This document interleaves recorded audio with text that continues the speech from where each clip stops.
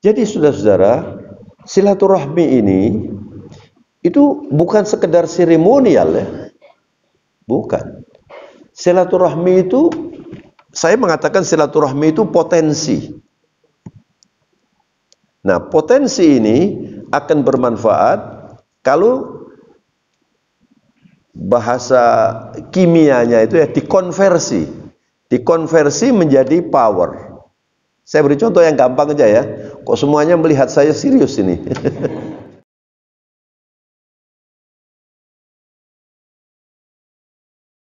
Assalamualaikum warahmatullahi wabarakatuh. Alhamdulillah hamdan yuafi ni'amahu wa yukafi mazidah. Allahumma salli wa sallim wa barik wa karrim ala nabiyyina Muhammad wa ala alihi wa sahbihi wa sallam tasliman mazidah. Allahumma arzuqna al-ikhlas fil niyyah warzuqna as-sadad wat taufiq fil amali wal qawl. Amin ya rabbal alamin. Ikhwatul iman, jamaah Masjid Baitul Mahmud yang terhormat rahimakumullah. Alhamdulillah, kita bersyukur pagi hari ini berkesempatan untuk hadir di masjid yang terpuji ini ya. Mungkin di Indonesia cuma satu namanya Masjid Baitul Mahmud ini. Biasanya kan Masjid Muttaqin, Masjid Taqwa, Masjid Baitul Ikhlas ya. Mudah-mudahan pertemuan kita ini bermanfaat dan mendapat ridha Allah Subhanahu wa taala. Saudara-saudara, saya awali dengan berita yang sangat penting dari baginda Rasulullah sallallahu alaihi wasallam. Beliau mengatakan, burika li ummati fi bukuriha. Umatku diberkahi oleh Allah di waktu paginya. Jadi orang yang tidak biasa tidur lagi setelah subuh itu orang yang penuh berkah. Ini setelah ini tidur apa enggak ini? Enggak tidur. Iya. Tubuh manusia itu tergantung bagaimana kita mengarahkan ya. Kalau orang setiap pagi bangun sebelum subuh, metabolisme tubuhnya sudah mengatur seperti itu. Tapi yang biasa terlambat sholat subuh, apalagi yang setelah sholat subuh tidur lagi, itu rugi. Dan tubuhnya itu selalu menuntut seperti itu. Berita ini dari Rasulullah SAW. Ada seorang ulama namanya Al-Maududi, ulama besar dari Pakistan ya. Beliau mengatakan, kalau misalnya umat Islam itu habis sholat subuh langsung bekerja,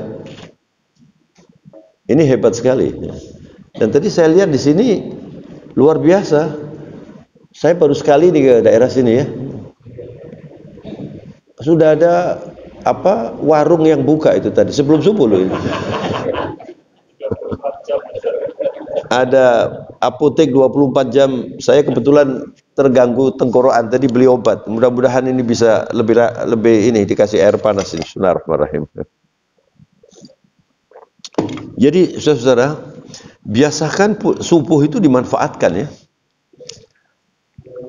Al-barakatu jundun min junudillah. Barakah itu adalah salah satu laskar Allah yang diberikan kepada hambanya yang dikehendaki oleh Allah Subhanahu wa taala. Dan kita harus berusaha supaya dikehendaki oleh Allah diberi barokah itu. Kalau barokah itu diberikan oleh Allah kepada kesehatan kita, maka kita akan produktif ya. Kalau barokah itu diberikan oleh Allah kepada ilmu kita banyak manfaatnya. Kalau diberikan kepada keluarga kita, Masya Allah, kehidupannya serba dicukupi oleh Allah Subhanahu wa ta'ala. Maka ma'asyirul muslimin, jamaah Baitul Mahmud yang saya hormati, kita harus selalu berusaha untuk bisa mendapatkan yang terbaik dalam hidup ini. Coba diajak keluar coba.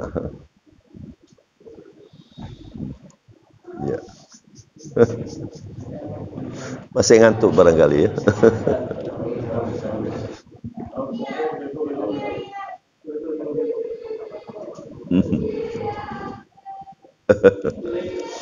Enaknya jadi anak kecil ini begini, di mana saja boleh begitu ya.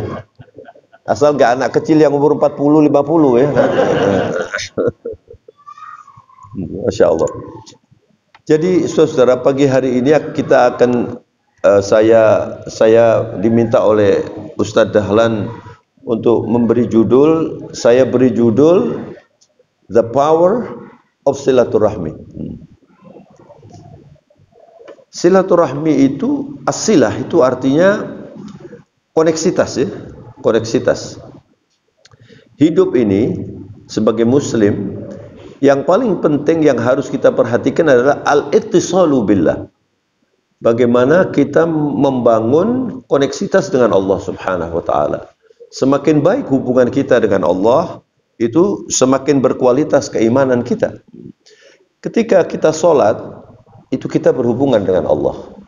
Ketika saya berbicara ini, kita berinteraksi dengan Anda ini semuanya. Dan ibadah di dalam Islam itu ada dua macam. Yang pertama ibadah sya'airiyah. Syiar, ibadah sya'airiyah. Kita sholat, kita puasa, kita haji. Ini semuanya syiar ya. Kita sholat tarawih, syiar ya. Kemudian ada ibadah ta'amuliyah. Ibadah ta'amuliyah itu ibadah interaktif antara satu dengan yang lain. Ini yang diatur oleh Islam di dalam akhlak. Dan itu harus menjadi produk dari ibadah syairiyah kita. Rasulullah bersabda, "Buniyal Islamu ala khamsin." Ini rukun Islam ini ya. Syahadatu an la ilaha illallah wa iqamis shalah wa ita'iz zakah wa shaumu ramadan wa hajjul bait liman istata'a alaihi sabila. Kemudian di sini ada Islam. Jadi ibadah kita itu, kita selalu membangun koneksitas dengan Allah, dengan sholat, dengan puasa, dengan zakat dan macam-macam ini harus memproduksi al-Islam. Dan ketika Rasulullah ditanya, "Ma huwa ad-din ya Rasulullah?" Beliau menjawab, "Ad-dinu husnul khuluq." Agama itu adalah akhlak mulia. Maka kalau Anda itu ingin menilai keislaman seseorang, tidak perlu ditanya Anda puasa Senin Kemis apa enggak. Enggak perlu ditanya itu. Atau Anda sholat malam tahajud apa enggak. Ini mau berbisnis ya. Tapi yang ditanya Anda ini jujur apa enggak gitu. Menilai orang itu jangan dinilai, wah ini Masya Allah ini takmir masjid ini. Itu belum tentu, bukan ukuran itu ya. Tapi ukurannya ketika Anda berhubungan bisnis, ketika Anda bermasyarakat, ketika Anda berbicara, bahkan ketika Anda duduk, ya duduk seperti ini dengan ini kan baik ini. Ini duduk begini, ini sakit ya. Yang bersandar dengan yang di sini pahalanya lebih banyak ini. Kenapa saudara? Kenapa? Karena Allah memberi pahala sesuai dengan kesulitan. Al-ajru ala qadril masyaqqah. Pahala diberikan oleh Allah sesuai dengan kesulitannya. Tadi malam saya sudah berpikir ini saya bisa ceramah apa enggak, ini suara saya habis. Jadi ini pahalanya lebih besar ini. Insya Allah. Jadi saudara-saudara, silaturahmi ini itu bukan sekedar seremonial ya. Bukan. Silaturahmi itu, saya mengatakan silaturahmi itu potensi. Nah, potensi ini akan bermanfaat kalau bahasa kimianya itu ya dikonversi menjadi power. Saya beri contoh yang gampang aja ya. Kok semuanya melihat saya serius ini? Saya kasih contoh yang gampang ya. Di Indonesia ini banyak tambang. Kalau Anda ke Kalimantan, ada tambang minyak, ada tambang LNG, ada tambang batu bara, itu potensi. Kalau dibiarkan, ya cuma potensi aja. Nah, betul nggak? Sudah jelas ya. Harus digali kemudian menjadi power. Silaturahmi itu potensi, Pak. Nah sekarang, Anda sudah beridul fitri berkali-kali, halal bihalal berkali-kali, apa produknya? Apa Anda semakin akrab dengan masing-masing? Atau tetap saja nggak ada perubahan setelah sholat, setelah puasa 30 hari ya? Ini kan masih bulan Syawal ini ya. Kira-kira sekarang tanggal berapa nih? 28. 29 ya. Ada 28, ada 29 ya. Kan dua macam ya. Ya. Jadi setelah puasa ini, apakah Anda menjadi orang yang lebih baik akhlaknya? Itu ukuran. Apakah Anda setelah sholat tarawih, kalau Anda sholat tarawih 11 rakaat, 30 hari itu 330 rakaat loh. Masa nggak ada dampaknya? Apalagi yang sholat 23 rakaat.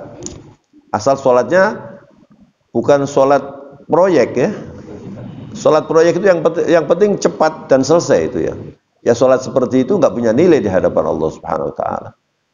Sayyidina Ibn Abbas mengatakan, Anda lebih baik sholat 2 rakaat tapi khusyuk dibanding sholat semalam suntuh tapi tidak khusyuk. Lebih baik 2 rakaat saja tapi khusyuk. Sebab sholat itu koneksitas. Anda membangun satu kedekatan dengan Allah. Sholat itu munajat. Termasuk juga membaca Al-Quran ya. Ada seorang ulama bernama Hasan al-Basri, beliau mengatakan, bismillahirrahmanirrahim,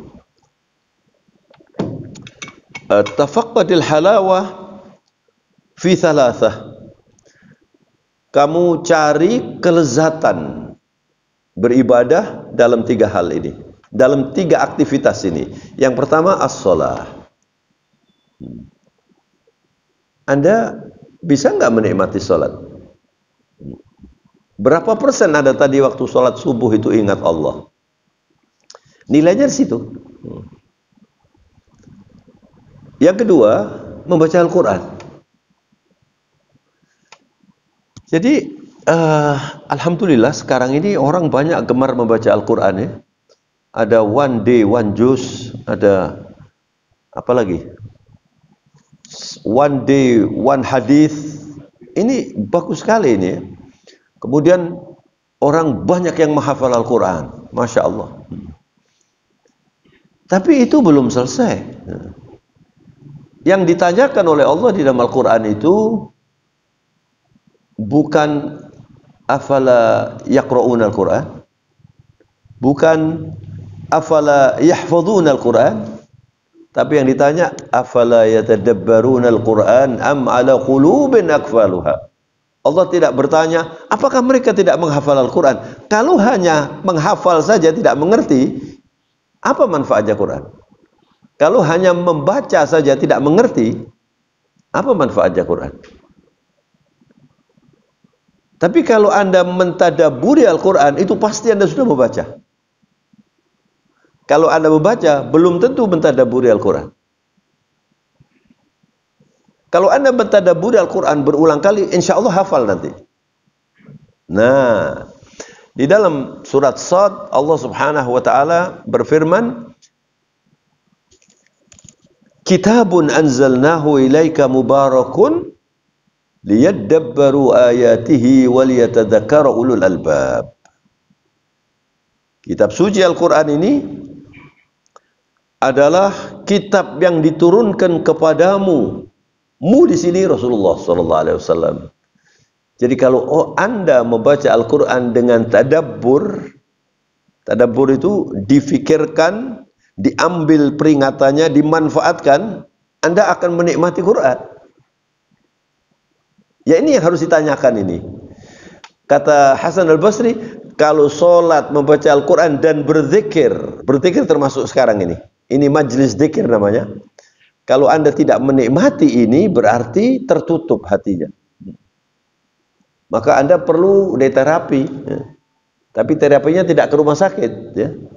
Terapinya majelis taklim seperti ini. Makanya majelis taklim seperti ini luar biasa, punya nilai yang tinggi sekali. Rasulullah SAW di dalam hadis memberi nama majelis taklim ini adalah Raudun min riyadil jannah. Idza marartum bi riyadil jannati farta'u. Qalu wa ma riyadil jannah ya Rasulullah? Qala hilaqudz dzikr. Kalau Anda berjalan di taman surga, kata Rasulullah, Anda nikmati itu. Anda ambil buahnya. Ada yang bertanya, apa yang dimaksud taman surga itu ya Rasulullah? Lalu Nabi menjawab, hilaqudz dzikr. Orang berkumpul seperti ini berzikir. Jadi berzikir itu ada zikir qauli, ada zikir akli, ada zikir qalbi. Jadi kita sekarang ini namanya majelis zikir ini. Kalau Anda mengucapkan subhanallah, alhamdulillah, wa la ilaha illallah, itu zikir qauli. Dan zikir qauli ini akan bermanfaat kalau ketika Anda mengucapkannya, maksud saya bermanfaat itu optimal gitu ya. Kalau Anda cuman subhanallah, alhamdulillah, wa la ilaha illallah, Allahu akbar, apa enggak ada pahalanya, Pak? Ada pahalanya. Zikir qauli. Itu yang paling rendah itu. Tapi ketika Anda berzikir, kemudian otaknya juga berpikir, hatinya juga bergerak menuju Allah, wah itu zikir yang luar biasa. Salat seperti itu. Ada orang salat begitu Allahu akbar, yang tadinya lupa menjadi ingat, gitu ya. Mau mencari apa gitu ya, oh ternyata. Jadi ada dialog sendiri pada waktu sholat itu. Jadi untungnya saudara, Allah subhanahu wa ta'ala ketika memberi perhatian atau peringatan ya, sholat yang baik. Lalu Allah mengatakan wailun lil musallin. Teruskan, alladzina hum apa? Kok kurang banter gitu. Alladzina hum an salatihim sahun. Alladzina hum yura'una wa yamna'unal ma'un. Di sini para ulama mengatakan alhamdulillah. Allah tidak mengatakan alladzina hum fi salatihim sahun. Tapi an salatihim sahun, jauh beda. An salatihim sahun itu artinya terhadap salatnya dia lalai. Kadang-kadang salat dikalahkan dengan rapat misalnya. Atau salat dikalahkan dengan komputer, sepak bola. Nanti ini ada World Club, apa? World Cup. World Cup ini jam 2 malam orang-orang sebanyak yang bangun itu ya. Untuk tahajud satu kali aja sulit. Tapi kalau World Cup itu yang gibol itu gila bola ternyata ya. Saya nggak ngerti itu apa gibol itu, gila bola Pak. Jadi orang yang gila bola itu nggak ada capeknya nonton bola, menikmati itu, menikmati. Tapi sholat belum tentu menikmati. Nah orang yang an sholatihim sahur terancam celaka di neraka itu kalau tidak membesarkan sholat. Makanya kalau orang membesarkan sholat ketika ke masjid itu sadar bahwa saya mau menghadap Allah. Ini dari rumah ini sudah saya setel ini. Ini saya mau menghadap Allah, bukan menghadap sampean. Sampean nomor 2, Allah yang nomor 1. Anda kalau ke masjid itu sadar enggak Anda ini menghadap Allah? Itu nanti akan mempengaruhi kehusyuan sholat. Nah, kehusyuan sholat ini juga dipengaruhi bagaimana Anda berpakaian. Di Masjid Al-Akbar, saya pernah sholat subuh, saya lihat ada orang pakai training. Artinya dia mau olahraga. Jadi sholatnya itu sambilan. Bukan tujuan utama. Yang dinilai oleh Allah. Menurut Rasulullah SAW, orang ke masjid kemudian setiap langkahnya dibersihkan dosanya, setiap langkahnya diangkat derajatnya, itu adalah orang yang keluar dari rumahnya sudah wudhu dan dia hanya menuju masjid untuk beribadah, itu punya nilai yang tinggi. Dan di situ nilainya berbeda-beda. Makanya orang sholat itu kan ada marotib, ada tingkatan-tingkatan ya. Termasuk juga saudara-saudara orang yang di dalam mengerjakan ibadah ini sampai di mana ikhlasnya. Makanya diancam oleh Allah, Wailun lil musallin alladzina hum an salatihim sahun. Kemudian alladzina hum yura'una wa yamna'unal ma'un. Mereka itu tidak ikhlas, riya. Wa yamna'unal ma'un, itu tidak mau berbagi dengan orang lain, ya. Tidak mau mengeluarkan zakat dengan benar atau bersedekah, sulit. Makanya ini saya dikasih oleh Ustadz Dahlan ini, ada donatir tetap ini. Masya Allah. Sekarang saya tanya dulu, ya, sebelum saya sampai pada inti persoalan the power of silaturahmi ini, karena ini termasuk silaturahmi juga ini. Saya tanya ya, kalau saya tanya dijawab. Dijawab apa enggak? Anda kalau mau bersedekah itu sulit atau gampang? Sampean jawab apa? Gampangnya pelan, gampang. Jawaban yang benar itu sulit. Siapa yang mengatakan itu? Allah Subhanahu wa taala. Nanti sampai di rumah, saya kasih PR sampean. Dibuka surat Al-Isra. Surat Al-Isra itu surat nomor berapa? Berapa? Ustadz yang bisa jawab. Yang lainnya kok tidak jawab. 17. Nomornya 100. Ya, dibaca nanti sampai di rumah. Itu inti persoalannya adalah andaikan, saya terjemahkan saja. Andaikan rahmat Allah yang tidak terhingga ini lumbungnya diserahkan kepada manusia, fa amsaktum khosyatal infaq, akan Anda bawa, akan Anda simpan itu, dan Anda sulit berinfak, takut berinfak. Lalu Allah mengatakan, wa kanal insanu qatura, manusia itu kikir. Itu sifat aslinya manusia. Jadi orang dermawan itu siapa? Orang yang berhasil melawan nafsu kikirnya. Nggak bisa orang dermawan dengan sendirinya, itu nggak bisa. Karena setiap kali Anda mau infak, itu nafsu dan setan memberi bisikan, ya, ojo akeh-akeh kon, nah, gitu. Mesti begitu. Ini kalau ke masjid kan nggak ada yang bawa dompet ini. Ada yang bawa dompet? Nggak ada kan? Mungkin ibu-ibu bawa tas. Tapi kalau Anda bawa dompet, ya, ini mesti Anda berdoa itu dalam hati, doanya itu, ya. Muka-muka udah sing cilik gitu, kan masih begitu. Itu kikir.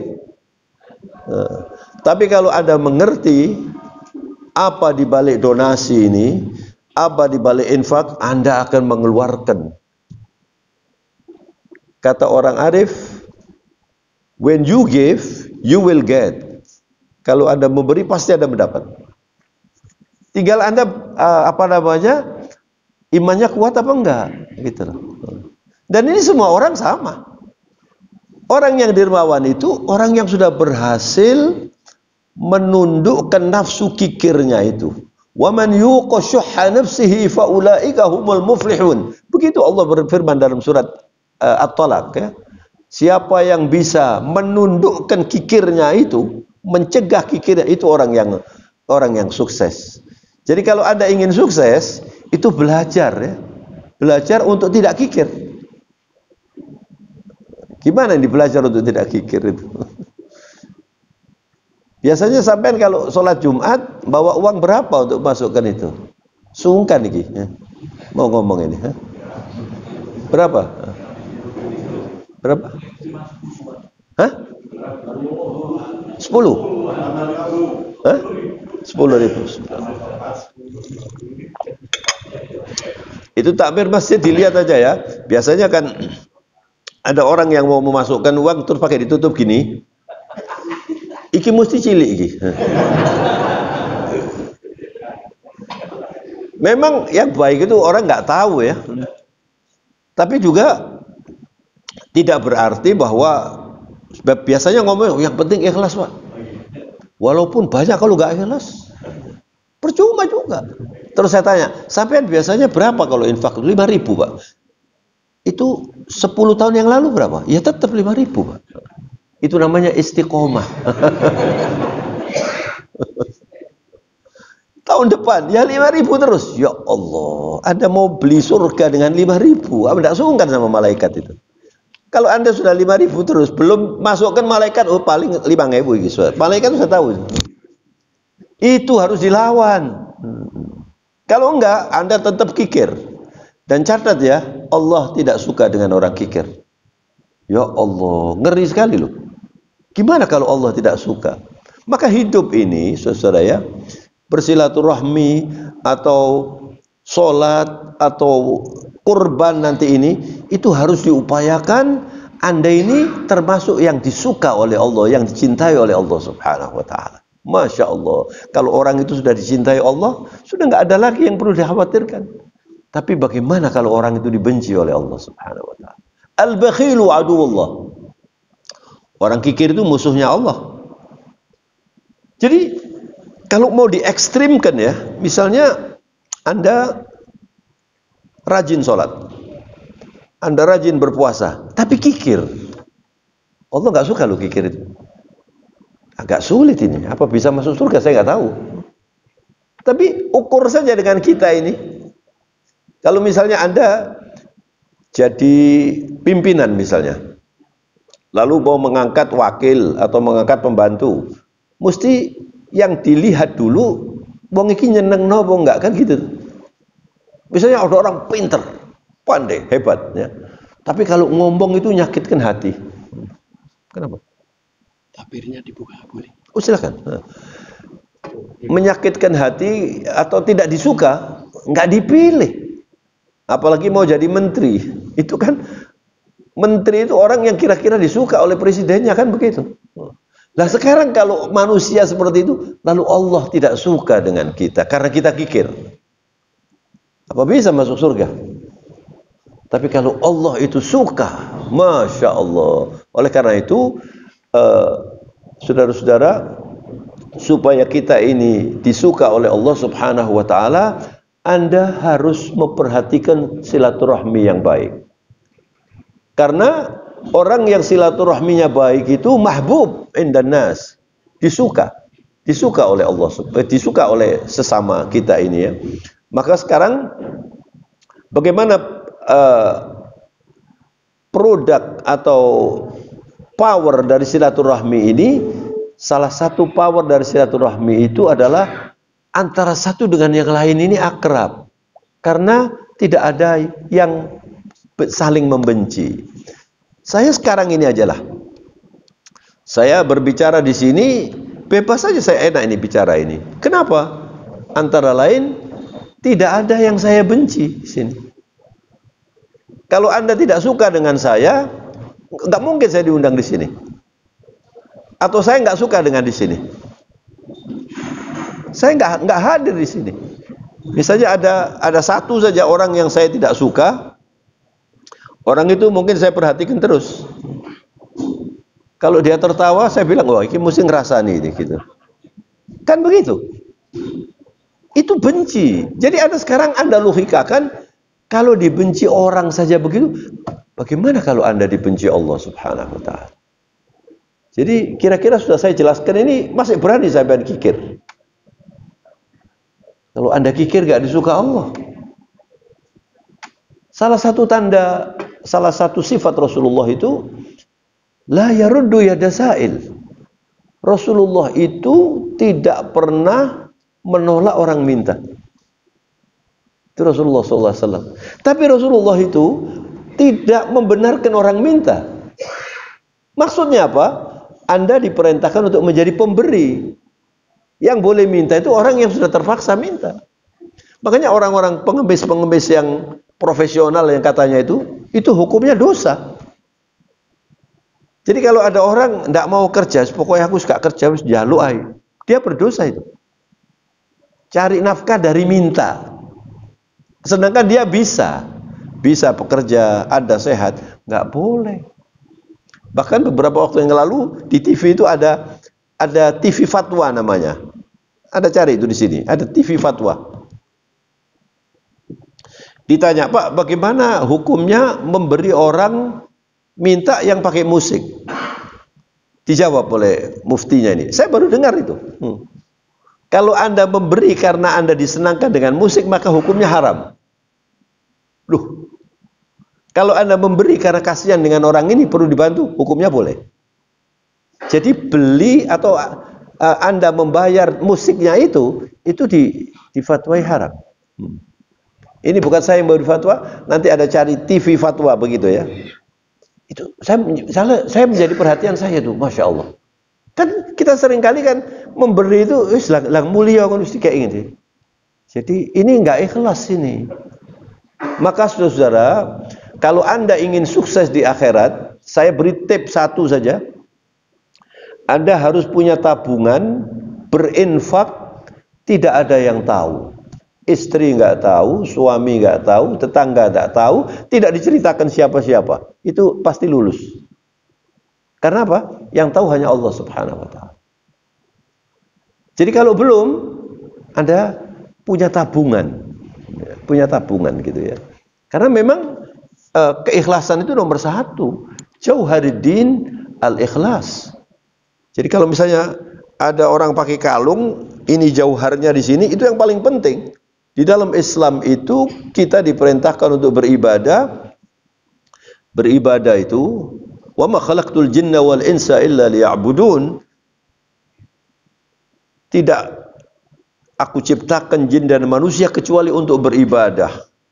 Dan beribadah itu artinya berikhlas. Rasulullah itu pernah ditanya, "Ya Rasulullah, ma huwal iman?" Iman itu apa? Nabi menjawab, "Al-imanu huwal ikhlas." Ya Allah. Wal ikhlasu huwa tauhid. Wat tauhidu huwa la ilaha illallah. La ma'budu bihaqqin illallah. Tidak ada yang layak dan harus disembah kecuali Allah sendiri. Itulah landasan dari Islam, la ilaha illallah. Sehingga para ulama mengatakan la ilaha illallah itu syatruddin. Agama ini dibagi dua. Ini la ilaha illallah. Ini separuh bagian agama ini. Kemudian di sini Muhammadur Rasulullah separuh bagian yang lain. Kita tidak mungkin sampai ke sini, tidak mungkin bisa berikhlas menyembah Allah dengan benar kecuali belajar dari Rasulullah sallallahu alaihi wasallam. Maka kalau Anda berdoa ya, yang paling banyak diminta kalau Anda berdoa apa? Rezeki banyak? Lu dijawab. Kok malah petenggengen? Yang paling banyak Anda minta dalam doa itu apa? Rezeki yang barokah. Apa lagi? Hah? Sehat ya. Nggak pernah minta iman. Nggak pernah minta ikhlas. Minta itu. Kalau tadi Anda mendengarkan saya ceramah tadi, dan alhamdulillah, mudah-mudahan tidak lupa, selalu saya ingat, Allahumma inni as'alukal ikhlas finniyah. Itu paling penting. Orang yang jadi takmir masjid itu bekerja untuk Allah. Kalau dia ikhlas loh. Dan orang ikhlas itu tidak terlalu banyak ngomong ya. Orang yang mengatakan, aku yang ngurusin masjid ini ikhlas aku ini. Nah itu tandanya gak ikhlas itu. Kenapa? Karena dia khawatir dituduh gak ikhlas. Orang ikhlas gak khawatir. Anda mau nyebut saya apa saja gak apa-apa. Yang penting Allah. Itu nggak gampang, makanya harus berdoa. Nabi saja mengajarkan kita berdoa minta ikhlas. Jadi mulai besok ini kalau berdoa jangan lupa minta ikhlas. Saya mau ceramah ini, saya minta ikhlas dulu. Karena kita ini kan lemah. Kalau dipuji senang gitu ya. Misalnya baru mendengar ceramah, masya Allah ceramah sampean gitu. Loh, saya kait terus rupanya. Terus pakai ditambahi, dorong apa-apa itu, dorong apa-apa itu. Saya dorong itu. Itu sombong namanya, habis pahalanya. Jangan dikira ikhlas itu gampang. Berjuang untuk ikhlas itu. Termasuk juga dalam sholat, termasuk juga dalam infak, termasuk juga dalam silaturahmi. Sekarang Anda misalnya diundang. Anda misalnya punya urusan apa ya, hajat apa, mengawinkan anak atau pindah rumah, syukuran. Pasti yang Anda pilih untuk diundang itu orang yang Anda senangi. Musuhnya nggak mungkin diundang kan? Musuh diundang, musuh sampai. Orang yang musuh, makanya jangan musuh-musuhan. Ya. Usahakan dalam hidup ini tidak punya musuh walaupun separuh, bukan satu orang, separuh. Misalnya uang itu dibelah dua gini, separuh jangan. Kalau Anda punya musuh itu sulit. Makanya kalau Anda itu bertetangga, saya lihat di sini rapat sekali ini ya. Terus musuh-musuhan, nggak barokah Pak, nggak barokah. Jadi orang itu jadilah orang yang tidak dimusuhi orang dan tidak memusuhi orang. Termasuk juga kepada orang yang memusuhi Anda. Bagaimana itu Pak? Kemarin saya ditanya Pak, kadang-kadang begini Pak, dalam ini kan beberapa kali ini acara halal bihalal itu, saya katakan, saya ini kadang-kadang Pak ya, ada orang yang megelno itu Pak. Megelno itu bahasa Indonesianya apa itu? Jadi kalau ketemu orang itu, gak seneng kabeh. Wah sih penyakit gitu komane, ngono. Wis megelno wong situ ini. Nah, terus Anda mau memaafkan dia, itu silaturahmi itu kan memaafkan, Pak. Saya katakan, yang paling penting itu adalah Anda bisa memaafkan wong sing megelno iku mau. Lah kalau di sini saya tidak kenal sama sampean ini ya. Terus sampean, Pak, mohon maaf yang banyak, ya gampang. Silaturahmi yang salaman ini. Kemarin di Al-Hikmah ini salaman dengan orang 1000 saya. 1000 kan, jadi mesem sampai kesel gitu. Walaupun nggak kenal ya, gampang itu Pak. Tapi tetangga sampean sing megelno iku mau bisa sampean memaafkan. Yaitu kalau enggak, aku gelem kabeh cuma siji iki enggak, nah, berarti Anda belum silaturahmi. Ya Allah, saya malu kalau sudah bicara begini. Rasulullah SAW itu orang yang ahsanan nasi khalqan wa khuluqa. Rasulullah itu manusia terbaik ciptaannya dan akhlaknya, tapi Rasulullah masih selalu minta tolong kepada Allah supaya diberi rahmat. Wa huwa nabiyyur rahmah. Rasulullah itu mengatakan, innama ana rahmatun muhda. Saya ini rahmat Allah yang dihadiahkan. Tapi Rasulullah minta dalam doanya, Allahumma rahmataka arju wa la takilni ila nafsi tarfata ain waslih li sya'ni kullah. La ilaha illa anta. Itu doanya Rasulullah, diajarkan kepada putri kesayangannya Fatimah Zahra supaya setiap pagi berdoa itu, ya Allah, rahmatmu selalu aku dambakan. Rahmat itu. Kalau orang itu sholatnya rajin, umroh tiap tahun, haji berkali-kali, tapi di sini tidak ada rahmat, mau masuk surga dari mana? Gak bisa Pak. Yang memasukkan orang ke dalam surga itu rahmat Allah itu. Maka Rasulullah minta, Allahumma rahmataka arju, ya Allah, rahmatmu selalu aku dambakan. Wala takilni ila nafsi tarfata ain. Jangan diri saya ditumpukan kepada nafsu saya walaupun sekejap saja. Seperti kalau Anda menghadapi orang yang megelno tadi, nafsu selalu nggak suka kan? Nggak suka. Tapi kalau Anda minta tolong kepada Allah, dikasih nanti. Waslih li sya'ni kullah, ya Allah, urusan saya supaya dimudahkan. La ilaha illa anta, tiada Tuhan selain Engkau sendiri. Al-ahadus samad alladzi lam yalid wa lam yulad wa lam yakul lahu kufuwan ahad. Jadi saudara-saudara, silaturahmi ini jangan dianggap urusan kelengkapan Idul Fitri. Hidup ini harus selalu bersilaturahmi. Apalagi kalau Anda tidak bersilaturahmi dengan orang yang satu atap. Kalau rumah itu ya, saudara gak cocok dengan adiknya, suami gak cocok dengan istrinya. Ya Allah, bagaimana mau barokah ini rumah ini? Berat kalau seperti ini. Makanya pulang dari sini saya anjurkan semuanya itu menambah doa. Pertama minta supaya diberi ikhlas, dan yang kedua minta diberi rahmat oleh Allah. Masuk surga semua insya Allah. Makanya kan kemarin saya kebetulan diundang halal bihalal, kan sudah lama nggak pernah halal bihalal ini karena corona ini ya. Terus diundang halal bihalal. Terus saya ceritakan itu di zaman almarhum Pak Zainuddin MZ waktu ke Surabaya diminta untuk berbicara di depan ini Pak, wanita-wanita yang di Doli yang sekarang sudah ditutup itu. Doli. Jadi maksudnya ini Zainuddin MZ ini memberi semangat supaya mereka bertobat ya, dan tidak orang itu dosanya bagaimanapun kalau bertobat diampuni oleh Allah Subhanahu wa taala. Lalu menceritakan ada hadis yang terkenal, Rasulullah mengatakan dulu di zaman Bani Israel ada seorang wanita jalang, ya. Kemudian dia kehausan di tengah padang pasir mencari air. Ini wanita ini.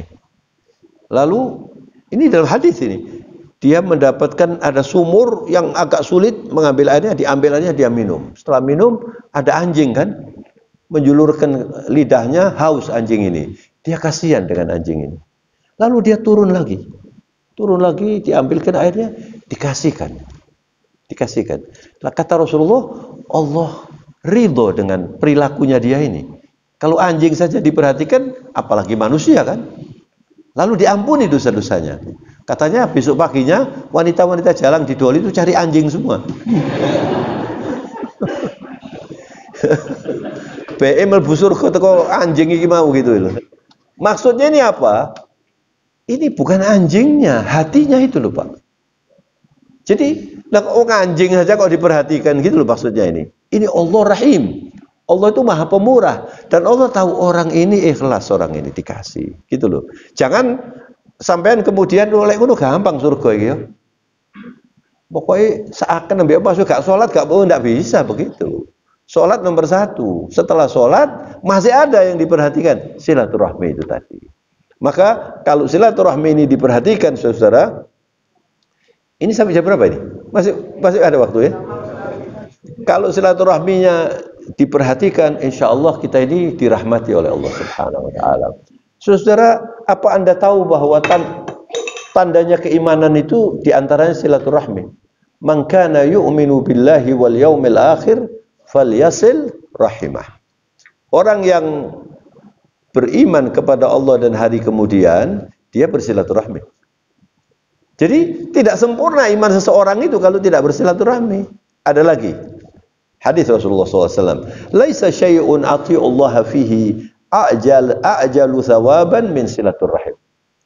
Tidak ada pahala yang diberikan oleh Allah, kata Rasulullah, terhadap amalan yang saya kerjakan yang lebih cepat diberikannya oleh Allah seperti silaturahmi.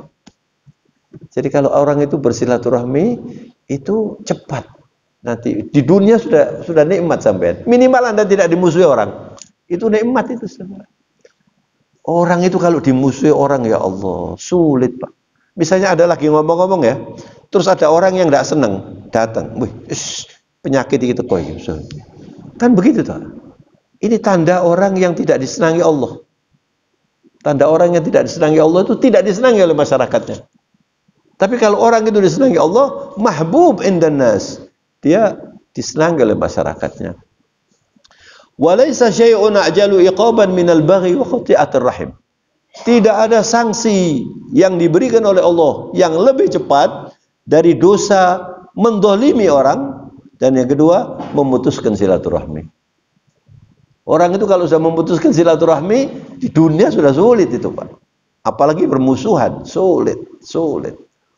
Makanya saudara-saudara, salah satu yang harus terus dijadikan sebagai PR kita untuk diperbaiki di negara kita ini, itu adalah persatuan umat Pak. Persatuan umat. Jadi kalau umat Islam di Indonesia ini bisa mengambil manfaat dari silaturahmi, maka itu akan menjadi power yang luar biasa. Seringkali kita mendengar anjuran ya, cobalah dimulai dari Anda itu kalau beli misalnya beli di orang Islam gitu loh Pak. Itu aja nggak gampang loh.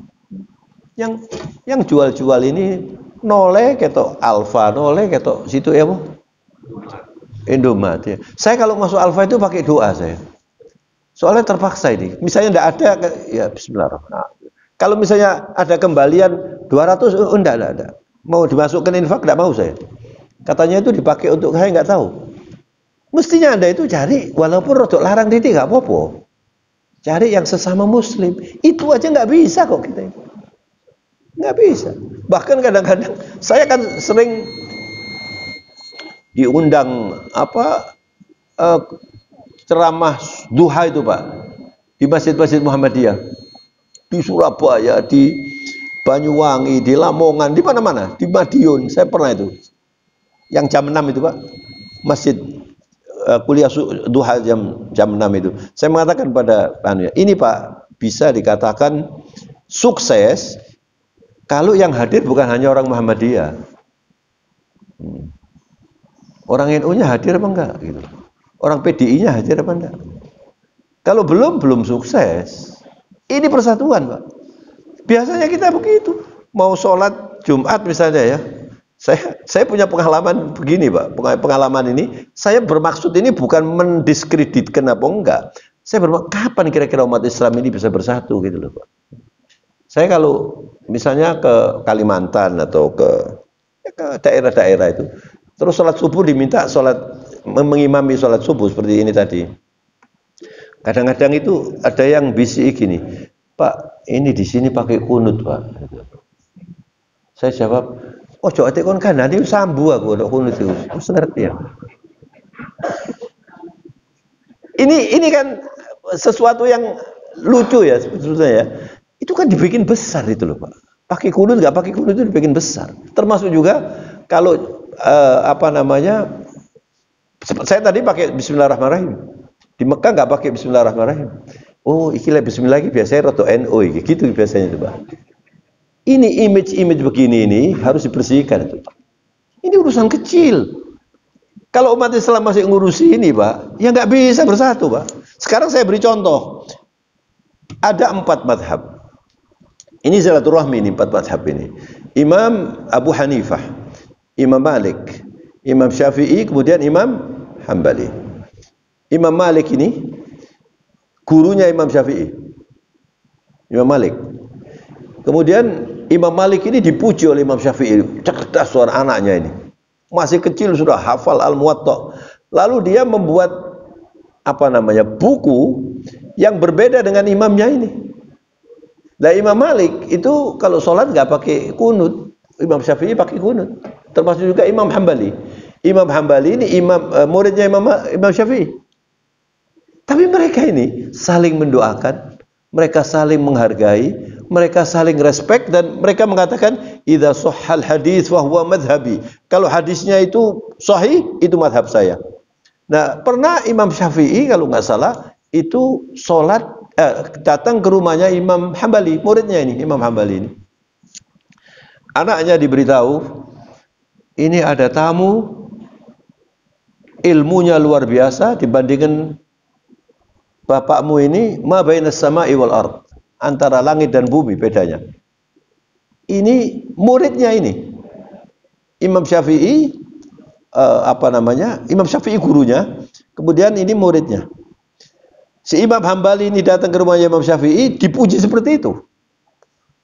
Lalu ketika malam, anaknya bertanya-tanya, ini kira-kira sholat apa enggak? Ternyata cuma mendengar suara zikir, mendengar suara tasbih, begitu. Kemudian setelah pagi, anaknya bertanya pada Rasulullah, loh kok ternyata katanya orang yang hebat ini kok enggak sholat tahajud ya? Kok cuma gitu-gitu aja? Lalu ditanya, bagaimana tadi malam bisa tidur? Lalu dia jawab begini, saya tidak melihat rumah lebih barokah dari rumahmu ini. Kenapa? Saya bisa menyelesaikan 100 persoalan yang kemarin nggak ada jawabannya. Terus anaknya ditanya, coba ini, lihat. Apa artinya sholatmu 2 rakaat dengan dibandingkan dengan menyelesaikan 100 rakaat ini? Ini karena apa? Barokat. Lalu pada waktu sholat, ini kan yang satu tidak pakai kunut, yang satu pakai kunut. Yang makmumnya yang tidak pakai kunut ini sudah siap mau pakai kunut ini. Kemudian yang jadi imam ini ternyata nggak pakai kunut. Terus tafsir, loh, madhabmu kan pakai kunut, madhabmu ini. Saya menghormati kamu. Ini mbahnya yang membuat buat madhab ini.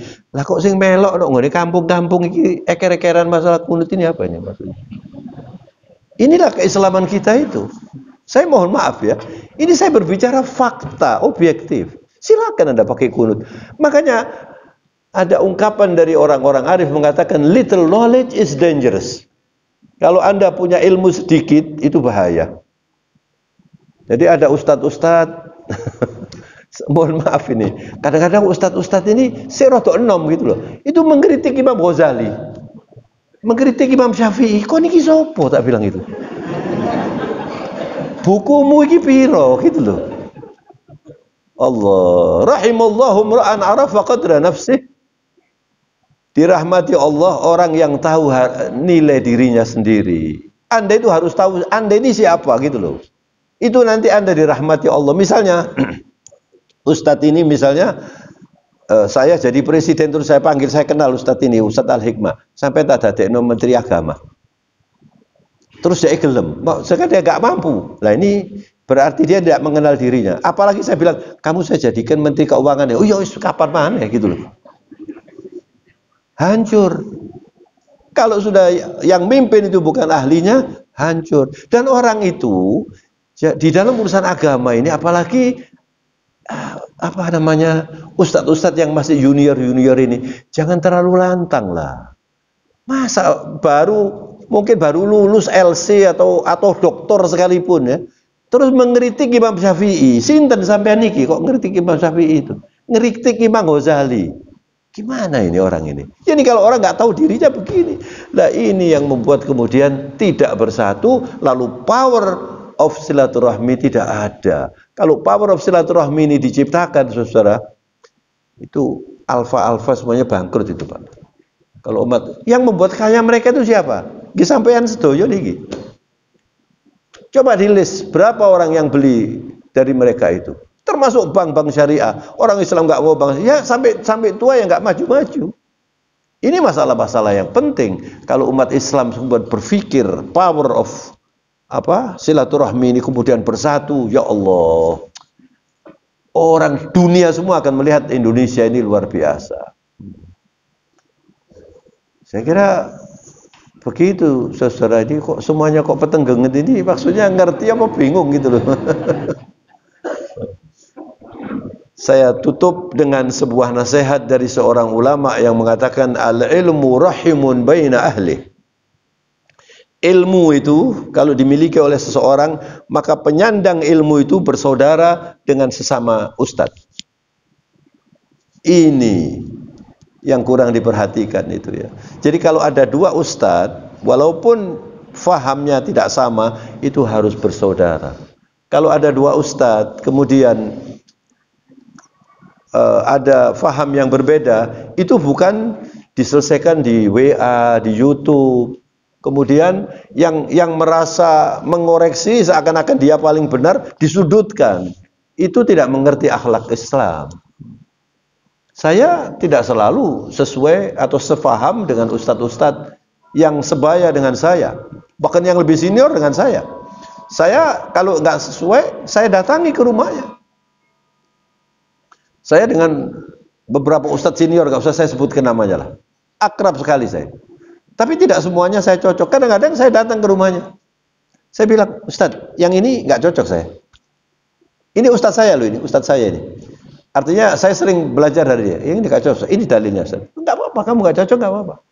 Harusnya begitu.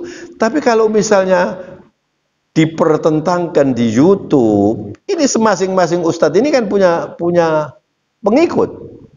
Jadi kalau ini menang, merasa menang ini, wah pengikutnya ini juga musuh-musuhan dengan pengikutnya ini.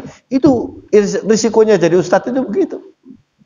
Makanya mari kita bersilaturahmi, saling menghargai. Sampean mau seperti masjid ini ya, masjid ini Baitullah. Makanya Pak Dahlan mengatakan ini niru al-falah Pak, katanya. Ndak Muhammadiyah, ndak NU, ya katanya itu. Ya, tapi lek biru biasanya Muhammadiyah. Saya ini alumni Muhammadiyah soalnya. Ya, ya, tapi lek hijau gitu ya. Nggak apa-apa gitu loh. Jadi yang penting itu jangan kemudian kalau sudah hijau nggak mau ke biru. Nah, ini yang merugikan itu Pak. Dan ini nggak gampang loh Pak. Walaupun sampean manduk-manduk gini, nggak gampang ini. Perlu jiwa besar. Perlu jiwa besar Pak. Perlu apa? Jadi begitu. Dan saya alhamdulillah, saya ini dibesarkan sebagai ustadz atau sebagai mubaligh itu dari Al-Falah Pak. Tapi sejak dulu itu saya juga diminta untuk khutbah di mana? Di masjid-masjid Rahmat misalnya. Kalau Masjid Ampel nggak pernah ini. Masjid Ampel mungkin makomnya kurang ini barangkali. Tinggi itu. Saya khutbah di sana nggak apa-apa. Ya di sana saya bicaranya ya jangan sampai sampai lek tahlilan mlebu neraka. Ya dia nggak begitu, Pak. Nggak bisa begitu. Ini namanya kematangan itu di sini, Pak. Itu namanya silaturahmi. Lalu menjadi power. Rukun nanti sampean. Enak umat Islam ini. Kalau umat Islam seperti ini, nggak usah repot, nggak usah buat pilpres, sudah tahu. Wis sing dadi sampean wis dadi. Gitu zamannya Rasulullah begitu, Pak. Dan ini yang harus dilakukan. Maksud saya ngomong ini mungkin sampean belum, nanti generasi yang akan datang, Pak. Supaya nggak capek ngurusi khilafiyat, ngurusi ini. Sampai kapan ini, Pak, ngurusi khilafiyat ini? Mungkin sampean rodok heran ada ceramah model begini, Pak, ya. Rodok jarang misalnya ceramah sing ngurusi umat Islam, makanya saya di mana-mana ini sekarang saya diminta sholat ceramah halal bihalal, sampai the power of apa namanya? Iki lek cara Inggris modelnya koyo opo ngono ya. The power of silaturahmi. Jane ngono duduk ngono wis pokoke silaturahmi sing apik ngono ae. Tapi lek ditulis silaturahmi sing apik, wah iki rodok kampungan iki. Tapi the power of silaturahmi. Kemarin di IJMI saya diundang itu, apa judul, Pak? The power of silaturahmi. Waduh, apalagi pakai bahasa Inggris sedikit-sedikit. Wah, ini intelektual ini. Waduh. Ya begitulah. Ya nggak apa-apa. Yang penting ini masuk gitu loh, Pak. Ya. Walaupun saya ngomongnya rodok ya opo ngono, yang penting masuk kan, Pak. Yang penting masuk sampai pulang dari sini ada perubahan, sukses. Sukses itu bukan diukur. Waduh, Pak, lucu, Pak. Itu kan pembantu di rumah saya itu gitu. Kadang-kadang Pak badi pengawasan. Ih, berangkat terus. Terus kalau saya tanya, "Ya apa yuk?" Waduh, Pak, lucu, Pak, Ustaz.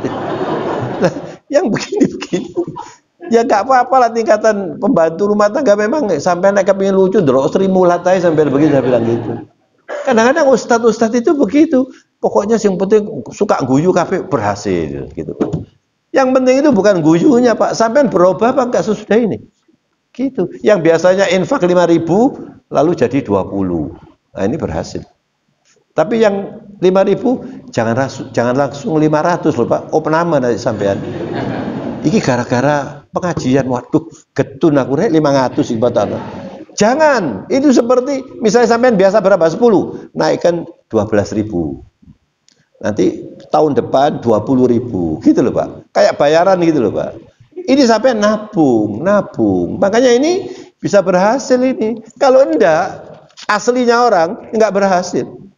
Enggak berhasil ini nanti. Supaya bisa berhasil, itu tadi ilmunya. Kalau Anda memberi, tapi jangan pakai seperti ustadz-ustadz yang berpikir sodako bisnis itu, Pak. Sampai kalau ngasih 100, saya dapat 100 juta. Ini bisnis namanya. Al-hasanatu bi asyri amsalihha. Satu perbuatan baik 10. Misalnya, sampai setelah ceramah ini terus coba isi, tak leboni 100 iki. Masjid apa namanya? Baitul Mahmud. Tak anteni sih, mari 100 oleh 1 juta pun enggak. Itu namanya dagang, gitu loh. Sampai ngasih 100 dikasih sehat sampean. Berapa harganya sehat? Sampai ngasih 100 dikasih oleh Allah, kalau ketemu sampai di rumah seneng sampean. Itu kan mahal itu, Pak. Tidak bisa dibeli. Sampai pulang sampai di rumah istrinya seneng, anaknya seneng. Itu kan mahal. Itu barangkali saya sekarang ini sehat bisa ceramah di sini, mungkin ini ada pengemis atau siapa yang saya kasih 2 bulan yang lalu mendoakan saya, diterima oleh Allah, saya sehat hari ini. Begitu caranya. Bukan dinteni terus jarine oleh akeh lek mari sabar. Tak enteni wis tak kei 1 juta pancet ae rezeki ini. Ini dagangan. Dan orang seperti itu tidak ikhlas itu, Pak. Nah, yang penting itu ikhlasnya dulu. Kalau sampai Aisyah radhiyallahu anha, istri Nabi itu kalau mau sodakoh, kita berdoa iki. Kalau mau sodakoh, dinarnya itu dibersihkan, Pak. Lalu ditanya, kenapa kok dibersihkan? Adhu'u fi yadillah qabla adhu'u fi yadil fuqara. Saya taruh di tangan Allah terlebih dahulu sebelum saya taruh di tangan fakir miskin. Coba bayangkan. Karena Allah mengatakan, lan tanalul birra hatta tunfiqu mimma tuhibbun. Anda tidak bisa meraih surga sebelum Anda berani menginfakkan yang Anda suka. Jadi Anda biasanya kalau misalnya mau mengeluarkan uang, ini dompet dibuka, ada uang merah, biru, iki biasa wis. Iki gak bergerak iki. Misalnya ada yang 10 5.000 misalnya ya. 10 5.000. Terus ada 5.000 baru dari bank, yang satu lecek. Yang sampai keluarkan yang mana? Yang lecek itu. Pahalanya juga lecek itu.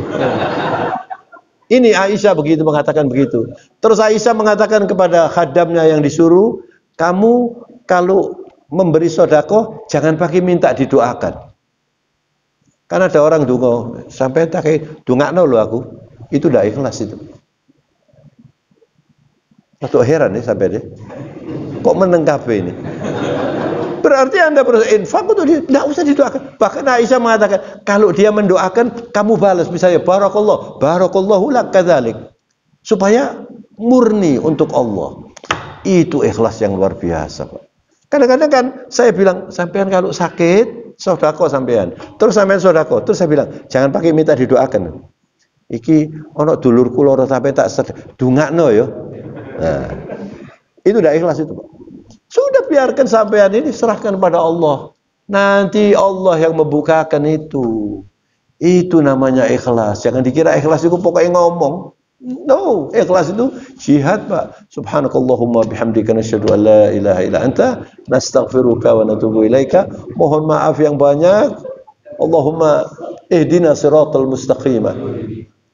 Allahumma habbib ilaina al-iman wa zayyinhu fi qulubina وكره إلينا الكفر والفسوق والعصيان واجعلنا من الراشدين اللهم اجعلنا من أهل القرآن اللهم اجعل القرآن ربيع قلوبنا ونور صدورنا وجلاء همومنا وغمومنا اللهم حبب إلينا الإيمان وزينه في قلوبنا وكره إلينا الكفر والفسوق والعصيان واجعلنا من الراشدين ربنا اغفر لنا ولوالدينا وارحمهما كما ربيانا صغارا ربنا تقبل منا إنك أنت السميع العليم وتب علينا إنك أنت التواب الرحيم وصلى الله وسلم وبارك على نبينا محمد وعلى آله وصحبه وسلم والحمد لله رب العالمين. Sekali lagi mohon maaf, wabillahi taufiq wal hidayah.